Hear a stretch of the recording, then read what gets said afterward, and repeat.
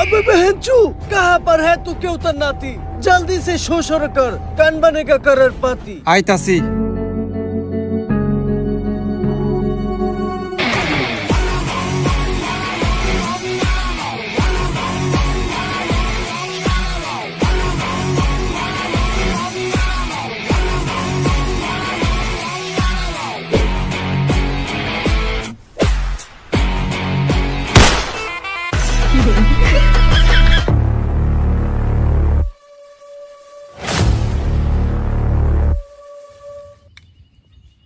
উফ, কি গরম, গরমের চোদনায় টিকতেই পারতেছি না।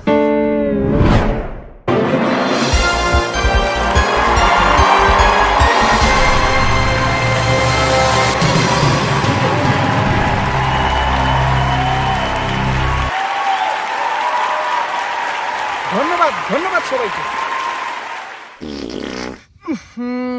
স্যার আমি খেলাম না, কে যেন পাত দিছে। সত্যি স্যার, কে যেন পাত দিয়েছে। পাত কি গন্ধ, মনে হয় বিট লবণকে পাত দিয়েছে।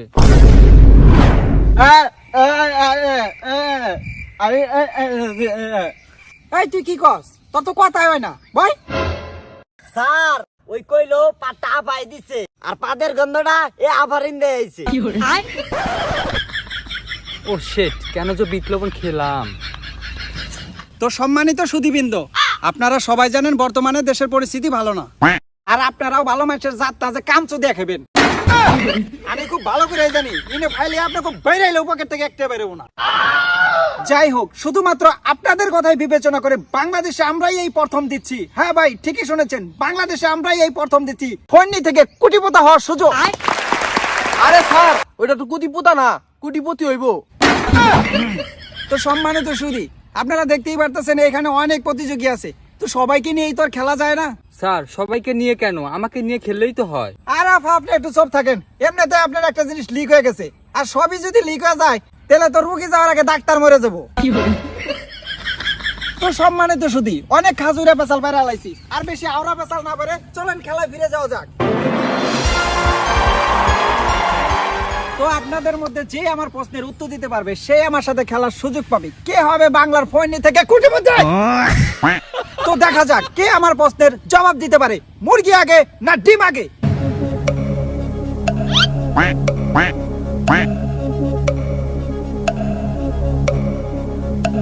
বাতিজে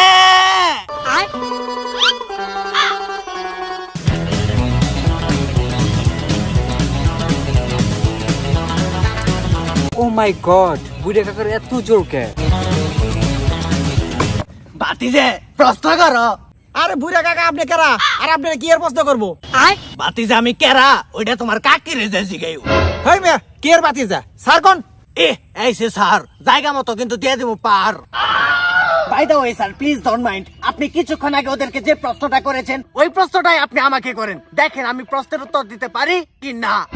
আচ্ছা ঠিক আছে কাকা, আপনি বলেন, মুরগি আগে না ডিম আগে? বাতিজে মাইন্ড আগে। আরে 100% রাইট কাকা, আপনি সিলেক্টেড।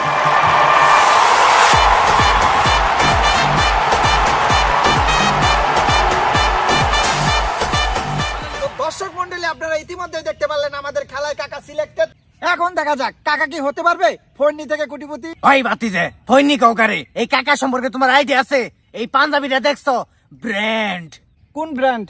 নন ব্র্যান্ড। স্যার খেলাটা একটু তাড়াতাড়ি শেষ করলে আমার জন্য সুবিধা হয়, রাত পোহালে কিস্তি আছে তো। আপু আপনি একদম ঠিক কথা বলেছেন, আপনার মতো আমার অনেক তাড়াহুড়া, শেষে আপনি আর আমি একসাথে কিস্তি দিতে যাবনি। হ্যাঁ যা দুষ্টু। তো যাই হোক, এবার মূল পর্বে ফিরে আসা যাক। তো কাকার কাছে আমার প্রথম প্রশ্ন। কাকা আপনি কি প্রস্তুত? Yes sir. কাকা ভালোভাবে লক্ষ্য করেন, এই যে আমরা প্রতিদিন মুরগির ডিম খাই, এটা খাওয়া কি হারাম নাকি হালাল?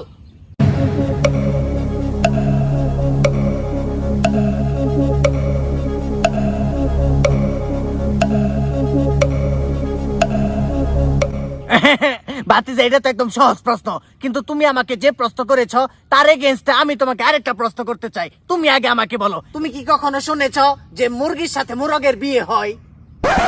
না তো। এই থেকে বাতিজা কি বোঝা যায়? যদি মুরগি আর মুরগে বিয়ে না করে থাকে তাহলে ওকে ডিম অবৈধ। তার মানে কি মুরগির ডিম খাওয়া হারাম?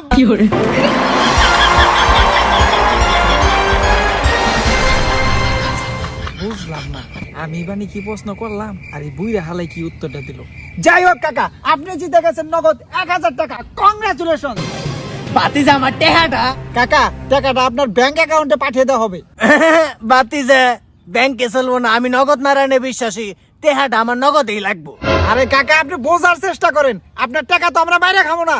এত কিছু বুঝি না ভাতিজা, টেহা আমার নগদেই লাগবো। ধরো এই বুইরা হোরের পুত্রে বুঝাইবো কেরা।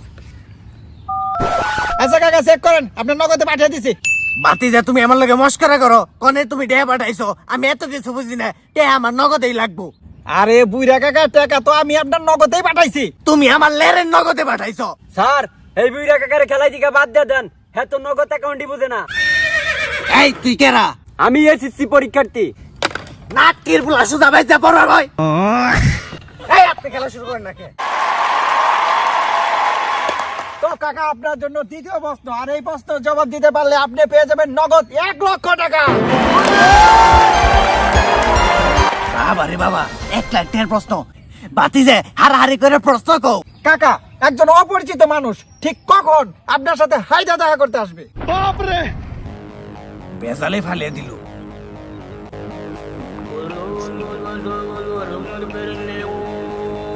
এই প্রশ্নের উত্তর কি হইব কিছুই তো বুঝতেছি না। 1 লাখ টাকা মাইরি জানি, মাথা মুথা পুরা নষ্ট। আরে চাচা, এত টেনশনের কিছু নাই। আপনি চাইলে আপনার আত্মীয় স্বজন বা বন্ধু বান্ধবের মাধ্যমে হেল্প নিতে পারবেন। 22টা বন্ধু বান্ধব তো আছে, কিন্তু ওকে হেল্প নিমু কেমনে? কে কাকা, ফোনের মাধ্যমে? সত্য কথা বলতে কি ভাতিজা, আমার কাছে তো কোনো মোবাইল ফোন নাই। তোমার মোবাইল ফোনটা কি একটু দেওয়া যাইবো? কাকা, আমার মোবাইলটা তো দিওন যাবো, কিন্তু আমার মোবাইলে তো ব্যালেন্স নেই। দিলে তো ভাতিজা মাথায় আরো টেনশন ঢুকিয়ে। কাকা, এত টেনশনের কিছু নাই, আমি আছি না। আপনি চাইলে আমারটা ইউজ করতে পারেন।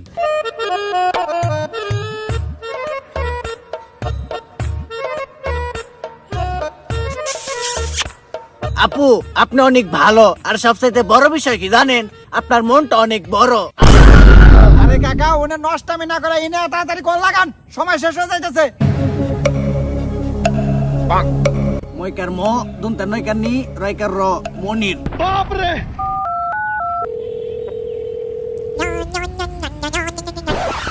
হ্যালো, কেরা? ভাইস্তে আমি কাকা বলতাছিলাম, অনেক বড় বিপদে পড়ে তোমারে ফোন দিছি, আমারে বাঁচাও। দূরে মিয়া রাখেন আপনার বিপদ। আপনার থেকে বড় বিপদ আমি পড়ে রয়েছি। একটা বিড়ি ধরামো, আগুন পাইতাছি না। ভাইস্তা উত্তর পেয়ে গেছি গে। একজন অপরিচিত মানুষ ঠিক তখনই আমার সাথে দেখা করতে আসবো, যখন ও বিড়ি জ্বালাবো, কিন্তু ওর কাছে আগুন থাকবো না।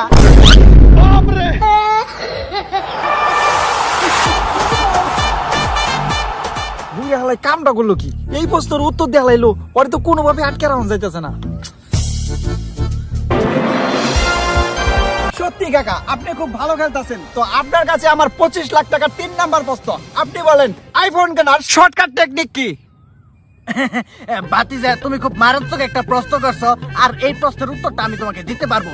যেহেতু তুমি আমাকে টেকনিক্যাল প্রশ্ন করছো, সেহেতু টেকনিক্যালি তোমাকে আমার বিষয়টা বুঝাতে হবে। Please guys follow me. ভাতিজা আমার কি দেখা যাইতাছে? হ কাকা, দেখা যাইবেনছে। তো সম্মানিত ভাতিজার সদস্যরা, আমি তোমাদেরকে শেখাচ্ছি এখন আইফোন কেনার শর্টকাট টেকনিক। আইফোন কেনার শর্টকাট টেকনিক হচ্ছে, ও মাই গড কাকা, এইটাই তো সহজ টেকনিক। কিন্তু কাকা, আইফোনের নাকি তো চার্জার থাকে না, চার্জার কিনুম কেমনে?